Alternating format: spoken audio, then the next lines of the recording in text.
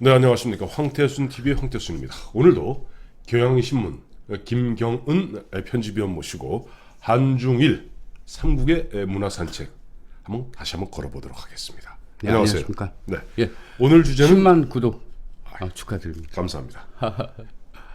우리 김경은 또 기자 그동안 많이 도와주셨고 또 앞으로도 많이 계속 도와주실 거고 또 보면 우리 황태순 TV에 보면 이 한중일 이 삼국 문화 산책을 통해서 또 새로운 우리가 그동안 몰랐던 부분에 대한 또 새로운 어떤 영감도 얻게 됩니다. 오늘 주제는 사실 궁궐입니다. 네. 사실 저희가 지지난 주에는 풍수도 이야기하고 또 청와대도 이야기하고 그러지 않았습니까? 네. 사실 뭐 지금은 청와대가 뭐 권보의 상징입니다만은 예전에 한중일 공이다. 그야말로 궁궐은 바로 왕, 황제, 일본에서 뭐 덴노라고 합니다만은 덴노가 머물렀던 어소가 있고 또 실질적인 지배자였던 쇼군이 머물렀던 또 성들이 있죠. 마침 제가 오늘 갖다 궁궐로 잡은 것은 이번 주죠. 이번 주 보니까 창덕궁이 야간 개장을 한다고 그래요. 네. 예매를 이제 이번 주에 받습니다. 4월 달에 개장은 그러면 우리 김 기자님 갖다 보신 거예요 미리? 아니죠. 예매를 하고 4월 4일부터 4월 4일부터 야간 개장을 개장. 사실 야간 개장하면 예전에 저희 어렸을 때만 해도 서울이 요즘은 창경궁이라고 합니다만 예전에 창경원이라고 그랬죠. 그 여름에 봄에 그 이제 벚꽃이 필 때 되면 야간 개장을 하고 있었는데. 그 소풍 가고 그랬어요. 그렇죠. 소풍 가고. 창경원이라고. 근데 창경원이라고 그래요. 그 안에 동물원도 있었고. 근데 사실은 뭐 우리 좀 슬픈 역사입니다만은 창경궁이 그 일제에 의해서 요즘 문재인 대통령 좋아하는 일제 잔재 있지 않습니까? 일제 잔재가 바로 창경원이었던 거죠. 근데 저 들리는 말로는 중국도 뭐 자금성, 중국 저 베이징에 있는 자금성도 뭐 개장을 했다면서요. 2월 달에 야간 개장을 했습니다. 94년 말입니다. 잠깐 정리한. 저도 몇 해 전에 저 중국 다녀왔습니다만은 그 자금성은 개장이 돼 있는데 야간 개장은 근데 왜 자금성이라는 게 이름이 자궁. 그게 이제 천자들의 궁궐이다. 그 자가 자색할 때 자자죠. 그리고 이제 금한다. 그만다. 못 그러니까 들어온다. 일반 백성들이 천자의 궁에는 들어갈 수 없다. 그래서 금단의 땅으로 되어 있었는데 1925년에 이 자금성이 그 고궁박물관으로 이제 개칭이 되죠. 그래요? 그러면서 이제 백성들이 갈 수 있게 됐는데 그러니까 1925년부터는 일단 주간에는 갈 수 있었는데 야간 개장이 이번에 94년 만에 처음으로 됐고 뭐 특별한 뭐 사유가 있나요? 뭐 특별한 사유라고 하면 아마 이제 세계에 문화의 어떤 강국을 보여주려고 하는 것이 아니냐. 특히 이번에 그 뭐 잘 아시겠지만 자금성은 그 안에 그냥 뭐 그 벽돌 뿐이 보이는 게 없잖아요. 거기에다가 이번에 빛의 쇼를 했다고 합니다. 청명상화도라든지 아니면은 뭐 천하 강산도라든지 이런 것을 빛으로 재현해가지고 아무튼 큰 환호를 받고 심지어 안표가 166만 원에 팔렸답니다. 우리 돈으로. 야간 개장 안표가. 그렇군요. 뭐 말 난 김에 그러면 우리 한국에 보면 이제 대표적인 궁궐 하면은 물론 임진왜란 때 다 없어졌다가 대원군이 이른바 당백전을 갖다가 내서 다시 복원한 현재 이제 경복궁이 있죠. 경복궁이 있고 또 일본 같은 경우는 사실은 뭐 일왕이 살고 있는 것은 어소라고 합니다만 어소보다는 우리가 흔히 가면은 도쿄에 있는 그 이제 일왕의 거소. 그 다음에 사실 그거 더 유명한 거는 일본 오사카성의 이토 히로부미가 도요토미 히데요시가 아주 둘 다 하여튼 헷갈려. 그다음에 중국 하면 자금성인데 자, 세 나라 궁궐의 뭐 특징은 뭡니까 각기? 네. 일본은 조금 뒤에 우리랑 워낙 판이 하니까 조금 전혀 다르죠. 뭐. 중국하고 우리는 그 중국은 우리 태산 한번 같이 가셨나? 저는 항상 갔습니다. 태산에 가면은 이제 곡부 이제 공자의 고향에 갔는데 취부. 그 태산이 불과 1,100m뿐이 안 됩니다. 1,800m 아니에요? 그런가요? 나중에 확인해 보세요. 좀 제가 알기로는 뭐 얼마. 근데 아무튼 그게 하늘 아래 제일 높은 산으로 이렇게 뭐 이태백이라든지 이런 사람 얘기하는 거는 마찬가지로 이게 그 담을 갖다가 4m나 쌓고 그 위에 성벽을 또 3m를 쌓습니다. 그리고 그 남북으로 그게 960m, 동서로 750m. 그러니까 그 육중함이라는 거는 뭐 말할 수 없는 거죠. 그러니까 그 대평원에 뭐 자그마한 집들만 있다가 그런 큰 집을 본다는 건 어떤 거겠습니까? 위압감을 느끼지 않겠습니까? 그렇죠. 그 자체가 과시고, 그러니까 권력 행사라든지 권력 유지라든지 이것을 상징하는 어떤 육중함이라고 이렇게 표현할 수 있고요. 우리나라는 아무래도 뭐 입지가 산 밑에 있다 보니까 자연 친화적이 되죠. 그래서 그것을 뭐 차경, 경치를 빌려왔다 하는데 차경의 미학이다 이렇게 표현하기도 합니다. 근데 그거 말고도 궁궐 내부에도 뭐 자연 친화적인 어떤 요소들이 대단히 많은데 하나 예만 들면 이제 왕이 직무했던 그 사정전이라고 있습니다. 사정전 옆으로 춘사전이 있고 오른쪽으로는 추사전이 있습니다. 춘추. 우리 경복궁에 뭐 건춘문, 영추문 이렇게 되어 있죠. 그 동서남북을 뜻하는데. 근데 그 가을의 빛과 봄날의 빛의 각도, 또 심지어 그 빛이 내리치는 마당에서 반사되는 각까지도 고려해서 가장 쾌적한 환경을 만들었다. 뭐 합니다. 그렇죠. 우선 이렇게 얘기하고 있는 동안에 앞에 있는 우리 김현광 실장이 얼른 찾았어요. 쭉 찾아보더니 태산의 높이는 1,535m라고 합니다. 자, 그리고 너무 낮췄네요. 너무 낮췄어요. 저는 너무 높였고. 그런데 그래요. 사실은 이제 제가 이제 궁금했던 게 이런 게 있습니다. 우리가 이 애청자 여러분들 들으시면 좀 뭐 기분 상하실지 모르겠습니다만은 우리가 사실 연호를 갖다가 항상 중국 연호를 따라했습니다. 그렇죠. 그렇기 때문에 중국 중심으로 봤을 때 중국은 천자의 나라, 즉 황제의 나라고 우리는 제후국이었어요. 조공을 바치고 또 책봉을 받고 그러다 보니까 우리의 궁궐은 중국의 제후의 중국 제후, 일반 제후들의 규모에 맞는 그러니까 조금 한 60-70% 규모다라는데 실제 경복궁과 자금성 크기는 어떻게 차이가 납니까? 뭐 14만 평입니다. 우리 경복궁이 14만 그리고 평. 자금성은 24만 평입니다. 대략 한 70% 되죠. 그런데 솔직히 말씀드리면은 경복궁은 저 1395년이던가요? 이제 태조 이성계 때 정도전이 중축이 되어서 경복궁을 짓게 되는데요. 실제 중국 베이징 자금성이 훨씬 뒤에. 자금성 나중에 졌단 말이에요. 5년 정도 뒤에. 근데 1420년에. 그러니까 영락제 때 짓게 되는데 근데 세간에는 이런 말이 있어요. 중국 천자의 나라인 중국 명나라가 조선의 경복궁을 뭐 이른바 벤치마킹했다라는 말인데 어때요? 그건 전적으로 동의할 수는 없고요. 아마 참고는 했을 겁니다. 근데 아주 옛날에 고궁을 짓는 어떤 기준이나 원칙이나 이런 것들을 정해놓은 책이 있습니다. 그건 아주 옛날에죠. 그 고궁기라고 고궁기라고 있는데 그 주제라는 책에 고궁기라는 편에 나오는 얘기입니다. 거기 보면은 이제 그런 기준들이 다 있고 또 중국의 그 장안성이라든지 대명궁이라든지 이런 거 보면 자금성을 본 것 같은 비슷한 생각이 드는 게 그 기준에 따라서 지었기 때문입니다. 그런데 우리는 거기서 가장 중시하는 그 의미가 하나가 있는데 그게 하늘은 둥글고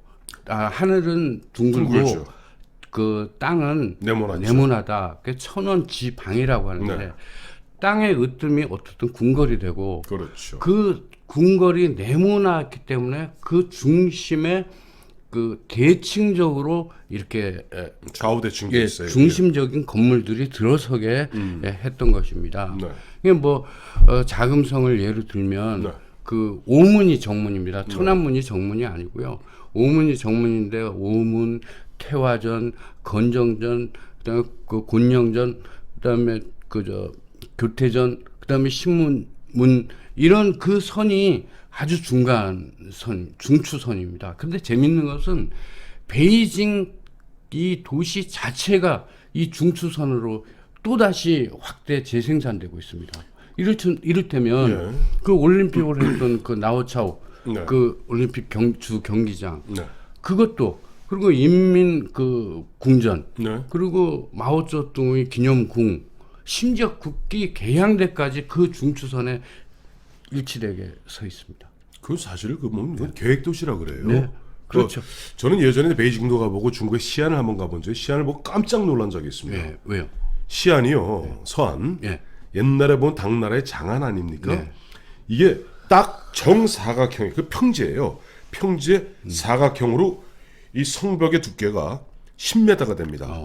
높이가 한 25m쯤 되고 그게 25km입니다. 사막 딱 정상. 4배 자금성의 한 4배 정도. 자금성은 이제 이 베이징 안에 이제는 네.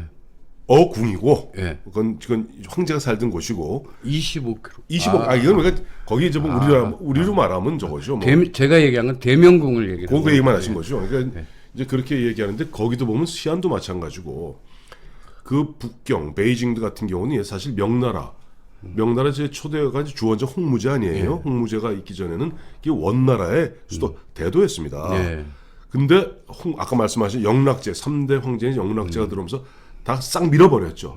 싹 밀고 거기다 새로 딱 아까 말씀하신 대로 딱 중심 잡고 여기에 황제가 있고 즉 황제가 바라보는 곳에서는 나머지 쫙 좌우로 똑같아야 되는 거예요. 그래서 그게 우리 경복궁이 마찬가지죠. 경복궁은 그렇습니다. 우리는 이제 법궁이고 하니까 그 원리 원칙에 따랐고요. 네.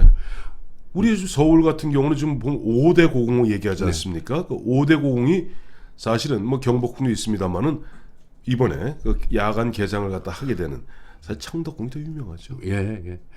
근데 창덕 이제 두 가지 말씀드리고 싶은데 그 주제에 고궁에 없는 얘기입니다.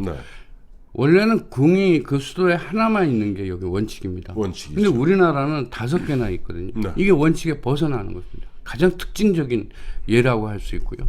뭐 창덕궁은 워낙 유명하고 세계 문화유산에도 들어가 있지만 거기는 대칭하고는 관계가 없습니다. 들어가려면 인정전을 해서 다시 꺾어서 들어가야 이제 뭐 이렇게 완전히 이렇게 기역자 거꾸로 니은자 디귿자 이렇게 붙여놓은 것 같은 그런 구조로 되어 있고 특히 그 비원 같은 경우는 뭐 완전히 자연 그 자체의 그 구릉산이라고 얘기를 해도 과언이 아니죠.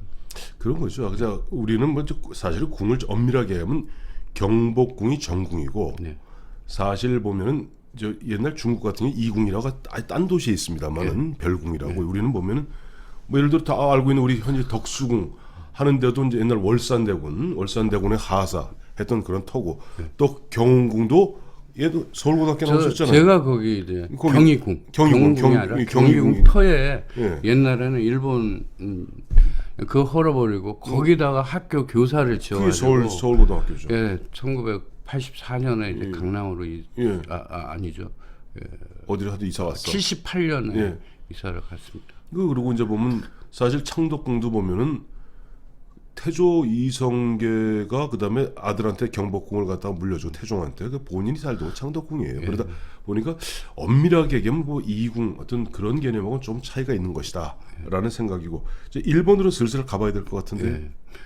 일본은 아까 말씀하셨지만 이 캐슬이라는 개념이 우리하고는 좀 다릅니다. 다르죠.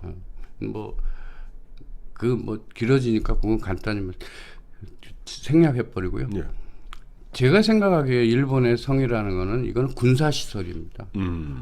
근데 원래는 그 평지에 있지 않고 언덕에 있었습니다. 언덕에 있었는데 그 전국 시대를 지나면서 수많은 다이묘들이 그 요새를 만들기 위해서 성을 산꼭대기나 언덕 위에다가 졌거든요. 그런데 전쟁이 아주 길어지고 하니까 후방의 지원을 받아야 할 필요가 있었습니다. 그래서 그게 점점 밑으로 내려와서 평지에 이렇게 되는데요. 아무튼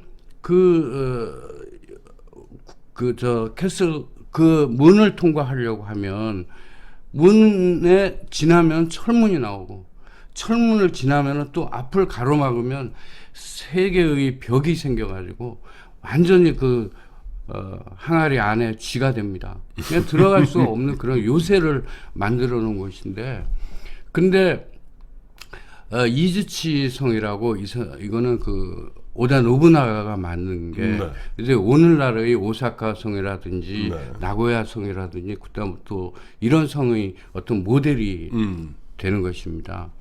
근데 그 성은 제일 중요한 게 뭐냐면 다 고층으로 지어졌다는 게 우리랑 크게 다르고 천수각이죠. 예, 그리고 해지가 해자 해지라고도 하는데 그것이 있는 게 가장 큰 특징이죠. 네. 예.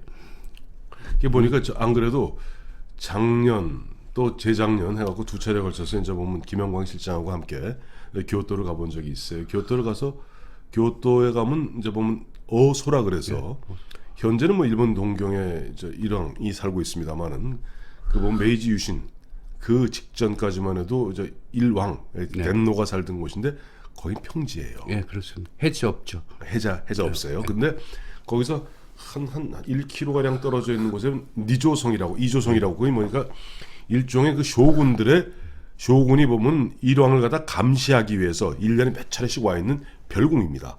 그건 해자가 있더라고요. 그리고 그 이조성이나 오사카에 가서 봤던 우리 가장 유명한 오사카성, 그건 도요토미 히데요시가 살던 똑같이 외해자, 그다음 안에 내해자. 그리고 아까 말씀하신 대로 들어가면 뭐 니을자 해갖고 그 안에 보면은 딱 갇히게 돼 있더라고요. 이제 군사 시설이다. 라는 말을 절감하게 되더라고요. 근데 덴노가 이제 에도성으로 온 것은 이제 1869년에 그때 이제 아예 두 차례 교토에서 에도로 두 차례 이제 일왕이 왔는데 두 번째 와가지고는 아예 가지를 않았어요. 교토로 돌아가지 않아가지고 이제 에도성에서 머물게 되면서 그게 현재 동경이죠. 예. 동경이죠. 그래서 이제 그거를 이제 고교 황거라고 얘기를 하는 것입니다. 제가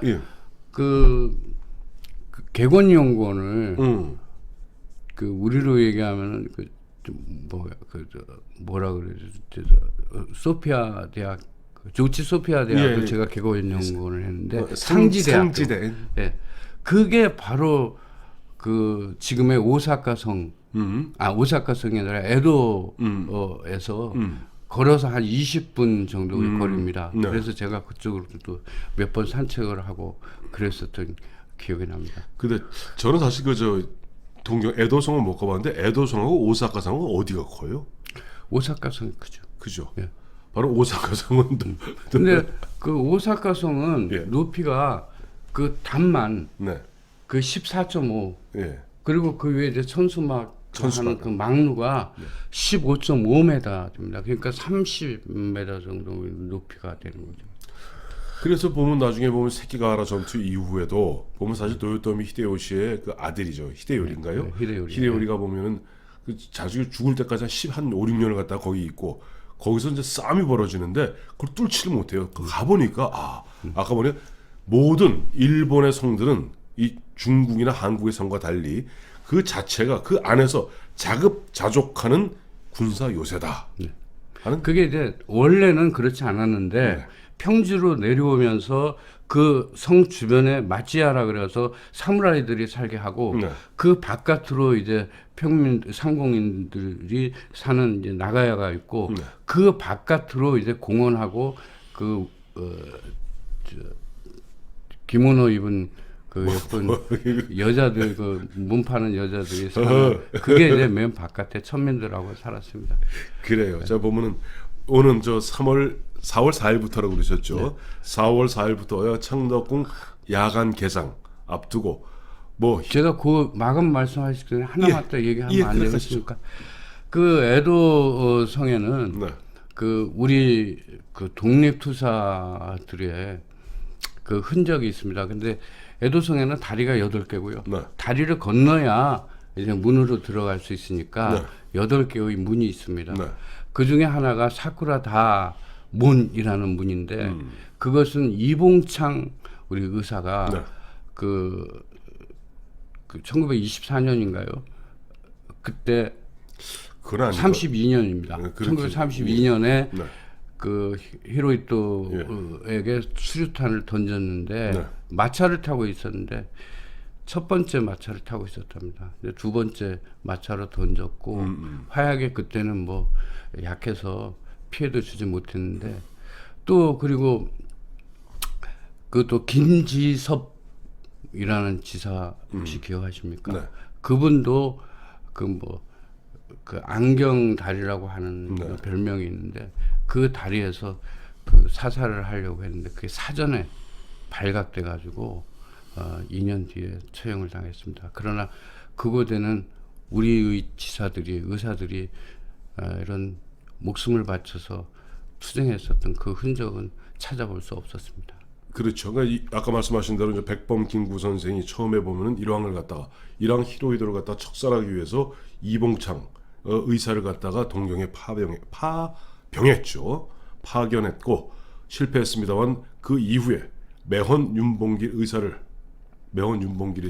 홍구공원에서 그 당시 천장절이라는 행사를 치르고 있던 그 일본의 고위 관료와 그 시라카와 대장 등 갖다가 척살했던 그런 어떻게 보면 우리 독립운동의 살아있는 현장이기도 합니다. 감사합니다. 감사합니다.